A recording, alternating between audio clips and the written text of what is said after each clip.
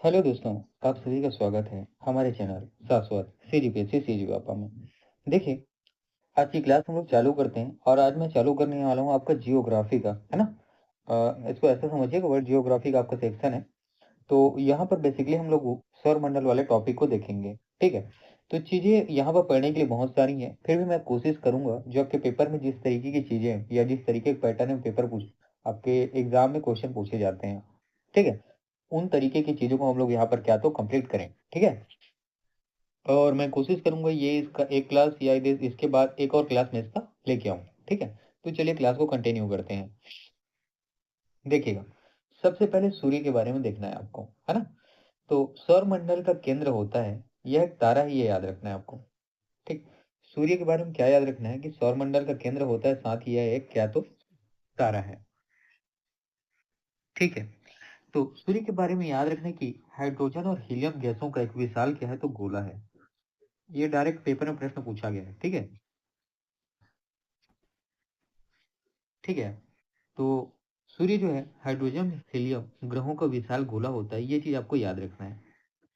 और सूर्य में याद रखिए नाभिकीय संलयन की प्रक्रिया होती है। ये दोनों चीजें पेपर में आपके पूछा गया है ना, हाल ही के पेपर में छत्तीसगढ़ में आपको ये देखने को मिलता है, ठीक। तो सूर्य के बारे में क्या याद रखना है, हाइड्रोजन और हीलियम गैसों का विशाल गोला होता है और नाभिकीय संलयन की प्रक्रिया इसमें होती है ना, नाभिकीय विखंडन नहीं होता, ये याद रखना है, ठीक। जिसे ऊर्जा उष्मा प्रकाश उत्पन्न होती है, ठीक। और नाभिकीय संलयन के फलस्वरूप ही इसमें ठीक ऊर्जा ऊर्जा के रूप में प्रकाश और ऊष्मा का क्या तो इसमें ठीक है उत्पन्न होता है, ठीक। सौर मंडल का 99.86% द्रव्यमान सूर्य में ही केंद्रित है ना। ये इंपॉर्टेंट चीजें हैं, इनको याद रखना। इस लाइन को तो बिल्कुल याद ही रखने है ना आपको, इस लाइन को बिल्कुल याद ही रखना है, ठीक है। सौर मंडल का 99.86% द्रव्यमान सूर्य में ही केंद्रित होता है, ये याद रखना है। और ग्रह सूर्य से दूरी के क्रम में हम लोग इस तरीके से भी प्रश्न पूछा जाता है ना, सूर्य से दूरी के क्रम में एक क्रम में कौन सा है ना, जैसे कि सूर्य से दूरी के क्रम में आपका बुध शुक्र पृथ्वी मंगल, ठीक, इस तरीके से ग्रह क्या होती आती है। तो इसको आपके पेपर में पूछा जाता है, ठीक है, कि सूर्य से लेकर तीसरे दूरी के हिसाब से तीसरे स्थान पे कौन सा ग्रह है, चौथे स्थान पे कौन सा ग्रह है। इस तरीके का पेपर में प्रश्न पूछा जाता है। तो चलिए आगे देखते हैं। देखिएगा तो सूर्य के बाद उससे सूर्य के सबसे पास है ना कौन सा ग्रह है, तो याद रखिएगा बुध ग्रह है, ठीक। और ये लगभग दूरी याद रखना है 5-7 करोड़ सबसे नजदीक, है ना, 5.7 करोड़ किलोमीटर, ठीक है, 5.7 किलोमीटर। इसको इसी तरीके से याद रखिएगा, 5-7 किलोमीटर सबसे नजदीक कौन सा है सूर्य का, तो बुध ग्रह है। बुध ग्रह के बारे में याद रखने की सबसे छोटा और सूर्य के सबसे पास का ग्रह है ना, सबसे छोटा और सूर्य के सबसे निकटतम ग्रह है।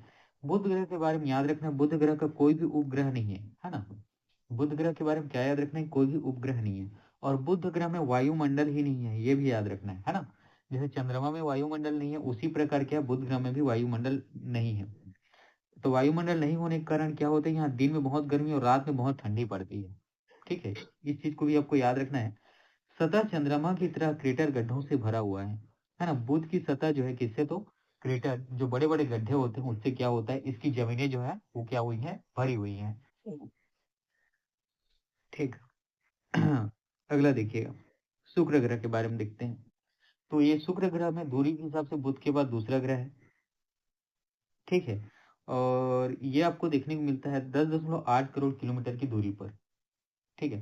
पृथ्वी का भगिनी ग्रह मतलब पृथ्वी की बहन के नाम से जाना जाता है शुक्र ग्रह, याद रखना है, हाँ। शुक्र ग्रह जो है पृथ्वी की बहन के नाम से जाना जाता है। आकार और द्रव्यमान में ये पृथ्वी के समान ही है ना। शुक्र जो है आकार और द्रव्यमान में कैसे, तो पृथ्वी के समान ही है। शुक्र का कोई उपग्रह नहीं है, ये भी याद रखना है ना। बुध का वहां भी उपग्रह नहीं था, यहाँ पर भी शुक्र कोई उपग्रह नहीं है। सबसे गर्म ग्रह, ठीक है, सबसे गर्म ग्रह है कौन सा, तो शुक्र, क्यों, ग्रीन हाउस प्रभाव के कारण, है ना। सबसे गर्म ग्रह कौन सा है, तो याद रखिएगा शुक्र ग्रह है, ये पेपर में पूछा जाता है ना। और ये पृथ्वी का भगिनी, ये भी डायरेक्ट पेपर में आपका प्रश्न पूछा गया है ना, इससे पहले पूछा गया है। तो सबसे गर्म ग्रह कौन सा है, शुक्र है। और सबसे गर्म होने का कारण क्या है, तो ग्रीन हाउस प्रभाव है, ठीक है। तो ग्रीन हाउस प्रभाव इसमें याद रखिएगा, शुक्र ग्रह के वायुमंडल में कार्बन डाइऑक्साइड से बना हुआ है, इसका पूरा वायुमंडल ही कार्बन डाइऑक्साइड गैस से बना हुआ है। और घने बादल सल्फ्यूरिक अम्ल के हैं, है ना। तो शुक्र, ये क्वेश्चन भी इंपॉर्टेंट है। शुक्र ग्रह में जो घने बादल बनते हैं उसका कारण क्या है, तो सल्फ्यूरिक अम्ल है। ठीक है। सूर्य के चारों ओर पूर्व से पश्चिम दिशा में लगातार अधिकांश ग्रहों के विपरीत, मतलब एंटी क्लॉकवाइज को घूमता है ना। शुक्र ग्रह क्या तो एंटी क्लॉकवाइज घूमता है, ये याद रखना है आपको। मतलब जब ज्यादातर ग्रह क्या करते हैं, ठीक है, क्लॉकवाइज घूमते हैं, तो ये क्या करता है, विपरीत घूमता है। ठीक, तो शुक्र ग्रह के बारे में ये भी आपको याद रखना है। चलिए आगे बढ़ते हैं। अब दूरी के हिसाब से, है ना, तीसरा ग्रह आपको देखने को मिलता है कौन सा, पृथ्वी। पृथ्वी के बारे में याद रखना है, 15 करोड़ किलोमीटर दूरी है ना, सूर्य से 15 किलोमीटर, 15 करोड़ किलोमीटर की दूरी पर है। ठीक है। और ये एयू लिखा है तो इसका मतलब होता है एस्ट्रोनॉमिकल यूनिट। ये दरअसल क्या होता है, इसको खगोल शास्त्रीय यूनिट के नाम है ना, क्योंकि याद रखिएगा जो सौर मंडल है, पृथ्वी, ग्रह, ग्रह उपग्रह, ये सारे किसके, तो खगोल शास्त्र, खगोल विज्ञान के अंतर्गत आते हैं, तो उनकी अपनी ये यूनिट है। ठीक है। तो जीवन की उत्पत्ति के लिए ज्ञात एकमात्र ग्रह, मतलब एक ऐसा ग्रह जहाँ केवल जीवन पाया जाता है ना, जैसे मनुष्य का, पेड़ पौधे का, जीव जंतु का। ठीक है। और पृथ्वी का उपग्रह एक है कौन सा, चंद्रमा, ये याद रखना है। ठीक है, ये तो खैर सभी को पता होगा क्योंकि बहुत, है ना, बचपन से स्कूल से ही पढ़ते आ रहे हैं कि पृथ्वी का एक उपग्रह है जिसका नाम क्या है, चंद्रमा। ठीक है। तो हमारी पृथ्वी के वायुमंडल में आप देखेंगे नाइट्रोजन 78% और ऑक्सीजन 21% पाया जाता है। इंपॉर्टेंट है ना, डायरेक्ट पेपर में पूछा जाता है। हमारे पृथ्वी के वायुमंडल में नाइट्रोजन जो है कितना, तो 78% ऑक्सीजन 21% पाया जाता है। साथ ही हमारी सतह पर जो है 71% भाग जो है जल का है, ये याद रखना है ना, 71% जल का भाग है, और 29% भाग किसका है, तो आपका स्थल का। और हमारे पृथ्वी को इसीलिए क्या तो, है ना, जल कितना है, 71% है, मतलब स्थल से 2 गुने से भी ज्यादा है। ठीक है। तो ये क्या होता है, आपके अंतरिक्ष से देखने पर नीला दिखाई देता है, इसी कारण इसे नीला ग्रह के नाम से भी जाना जाता है ना। हमारी पृथ्वी को नीला ग्रह के नाम से जाना जाता है। ठीक। और पृथ्वी की जो सबसे ऊंचा पर्वत है माउंट एवरेस्ट है, ये आपको देखने को मिलता है 88 48 मीटर। ठीक, मीटर में कितना, तो 88 48 मीटर देखने को मिलता है। और यहाँ पे किलोमीटर में देखेंगे तो 8.85 किलोमीटर की ऊंचाई इसमें देखने को मिलती है। ठीक है, इतना ऊंचा ये पर्वत है। चलिए अब मंगल ग्रह के बारे में जानते हैं। तो मंगल ग्रह में याद रखना ये, ठीक है, पृथ्वी देख लीजिए, पृथ्वी के बाद मंगल, ये चौथा, सूर्य से चौथा सबसे अधिक दूरी वाला ग्रह है। ये ऐसा कहे चौथा पास का ग्रह है, इसके बाद पांचवा, छठवां, सातवां, आठवां, इस तरीके से आएंगी। ठीक है। तो यहाँ दूरी याद नहीं रखनी, उतना इंपॉर्टेंट नहीं है। तो मंगल को वो याद रखना है, लाल ग्रह कहा जाता है ना। मंगल को क्या तो लाल ग्रह कहा जाता है। और मंगल ग्रह की मिट्टी में आयरन ऑक्साइड जंग की मौजूदगी के कारण ये लाल दिखाई पड़ता है। ठीक है। तो मंगल ग्रह की जो मिट्टी है, स्थल की मिट्टी, वो क्या होती है, लाल दिखाई होती है। इसका कारण क्या है कि उसमें आयरन ऑक्साइड जो है बहुत ज्यादा मौजूद है। साथ ही मंगल के दो उपग्रह, ये इंपॉर्टेंट है और डायरेक्ट पेपर में पूछा गया है, फोबोस और डिमोस, है ना। फोबोस और डिमोस ये दोनों क्या है, तो मंगल ग्रह की दो उपग्रह हैं। ठीक है। मंगल ग्रह का वायुमंडल पतला होता है, मुख्यतः कार्बन डाइऑक्साइड के कारण, है ना, ये भी याद रखना इंपॉर्टेंट है। तो मंगल ग्रह का वायुमंडल कैसा है, तो पतला है। ठीक है। और सौरमंडल का सबसे ऊंचा पर्वत ओलंपस मांस एक ज्वालामुखी पर्वत है, और एक सबसे गहरी घाटी वेलेस मेरिनसिस, है ना, मेरिनिस, ये ऐसा कहें, मेरिनरीश, है ना, यहाँ पर स्थित है। तो ये बहुत ज्यादा जरूरी इंपॉर्टेंट है, याद रखना। तो सौर मंडल का सबसे ऊंचा पर्वत जो है ओलंपस मांस एक ज्वालामुखी पर्वत है, ये कहाँ है, तो ये मंगल ग्रह में ही स्थित है। और सबसे गहरी घाटी वेलेस मेरिनरीज, या ऐसा कहें मेरिनरीज, ये कहाँ है, तो ये आपको याद रहे, ये मंगल ग्रह में आपको देखने को मिलता है। ठीक है। तो सबसे ऊंचा पर्वत ओलंपस मांस ज्वालामुखी पर्वत है, और सबसे गहरी घाटी वेलेस मेरिनरीज, ये कहाँ, तो आपको मंगल ग्रह में देखने को मिलता है। ये पूरा लाइन याद रखना बहुत इंपॉर्टेंट है। साथ ही इसके जो दो उपग्रह हैं, फोबोस और डिमोस, ये दोनों भी आपको याद रखना है।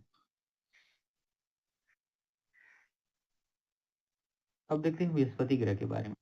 तो दूरी इसका उतना इंपॉर्टेंट नहीं है, बस की बात याद रखना है ना, कि मंगल ग्रह के बाद अगला ग्रह कौन सा आता है, बृहस्पति आता है। तो याद रखना बृहस्पति के बारे में कि सौर मंडल का सबसे बड़ा ग्रह है ना। बृहस्पति के बारे में क्या याद रखना है आपको, कि सौर मंडल का क्या तो सबसे बड़ा ग्रह है। और इसको गैस दानव, क्योंकि कोई ठोस सतह नहीं है। ठीक है।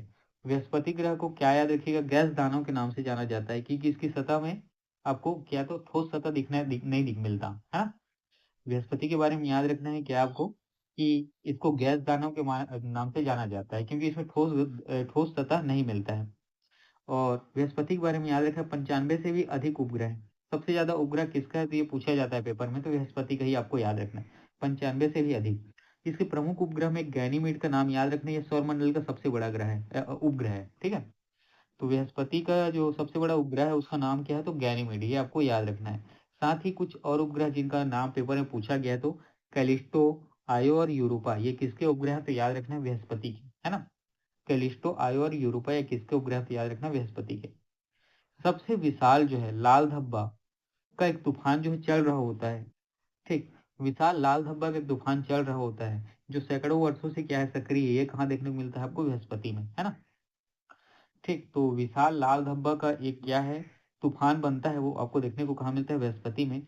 और हाइड्रोजन हीलियम गैस का बना हुआ है कौन बृहस्पति, जैसे सूर्य है ना, जिसके कारण वो लाल लाल दिखाई देता है ना, हाइड्रोजन और हीलियम उसी तरीके के स्ट्रक्चर किसका है तो बृहस्पति का ही है।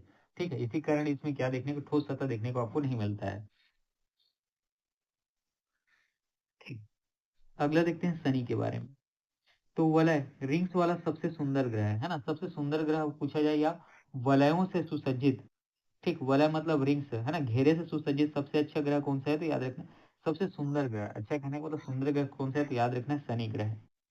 ठीक है, अब इसका जो वलय या जो रिंग बना है वो बर्फ और चट्टानों के टुकड़ों का बना हुआ है ना। तो शनि ग्रह का जो वलय बना है वो बर्फ और चट्टानों के टुकड़ों का बना हुआ है। यह भी एक गैस दानव है, ये भी याद रखना है, ठीक है। बृहस्पति भी एक क्या था गैस दानव था, उसी प्रकार शनि भी गैस दानव है। और बृहस्पति में कितना 95 से ज्यादा उपग्रह नहीं, याद रखिए वहां मैंने थोड़ा सा गलत बोल दिया, ठीक है।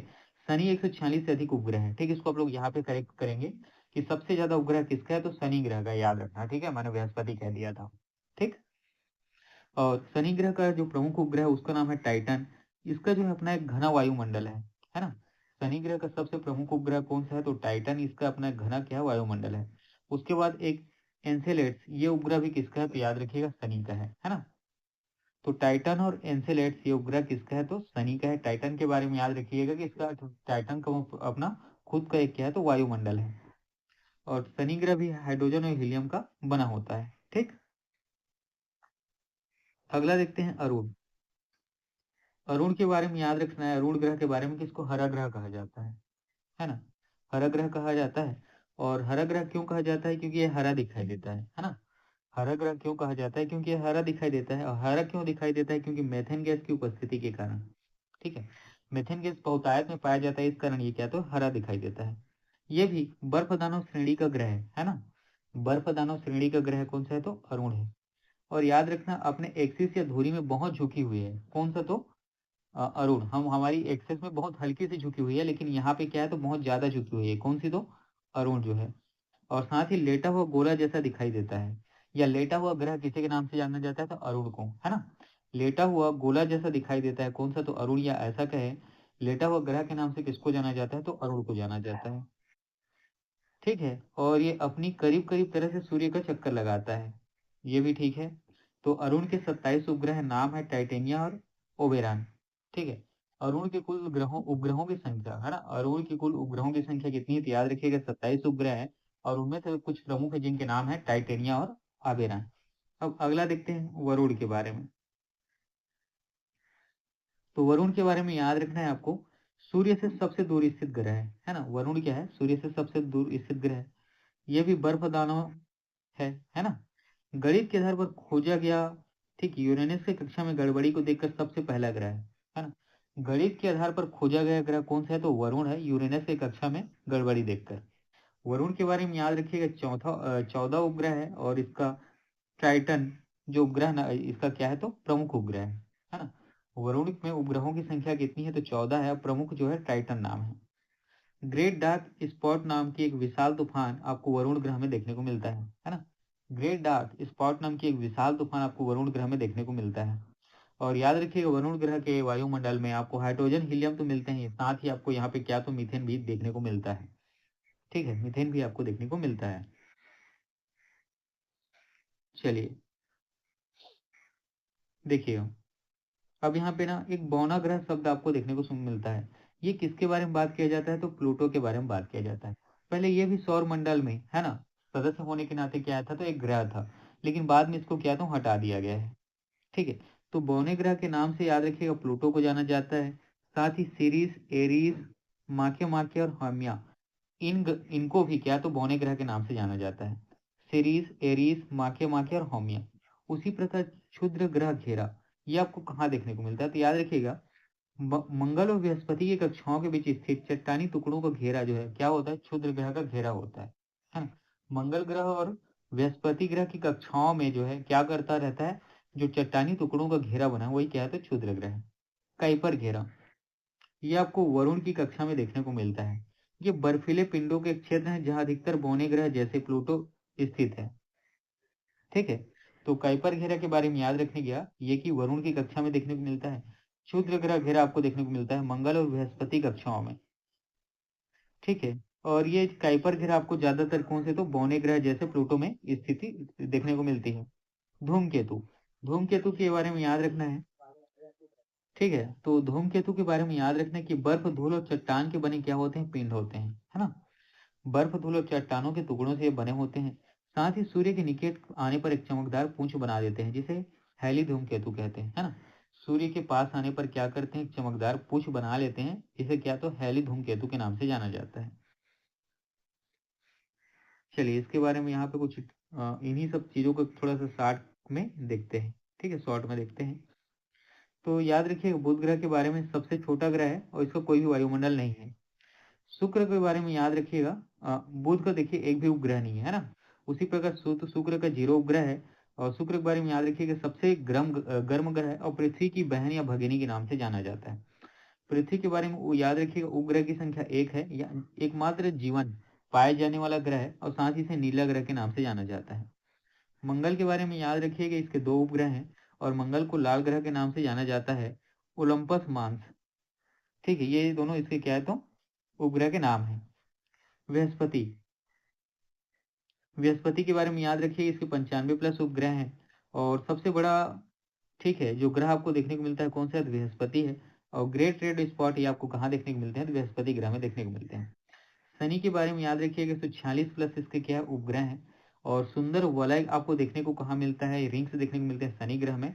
और टाइटन इसका क्या है? तो उपग्रह है। उसी प्रकार अरुण के बारे में याद रखना है कि 27 इसके उपग्रह हैं और हरा ग्रह के नाम से जाना जाता है। हरा ग्रह क्यों के नाम से क्यों जाना जाता है? कि मीथेन गैस की बहुत ज्यादा उपस्थिति आपको देखने को मिलती है और अपनी धुरी पर बहुत ज्यादा झुकी हुई है। कौन सा? तो अरुण जो है ना, अरुण ग्रह। वरुण के बारे में याद रखना है कि उपग्रहों की संख्या 14 है और पृथ्वी से, सूर्य से सबसे दूरी पे होगा, ऐसा कहें पृथ्वी से भी, है ना। नहीं, फिलहाल सूर्य के बारे में याद रखना है ना, सूर्य से सबसे अधिक दूरी पर स्थित है और गणित के आधार पर इसको खोजा गया है ना। गणित के आधार पर सबसे पहले खोजा गया है किसको? तो वरुण को। ठीक, इतनी चीजें आपको याद रखनी है। चलिए आज का क्लास इतना ही, पढ़ते रहिए।